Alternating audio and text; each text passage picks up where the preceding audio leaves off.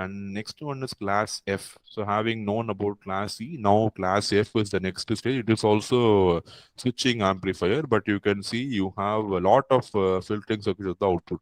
As you see, the alphabets increase from A to F. The output side, how many tank circuits you have will be more, because lot of harmonics are there, and to get the harmonics I need to filter out these signals, right? So that is why you see you have one LC parallel in series and one LC parallel in shunt. So with then only the power is going to your RL.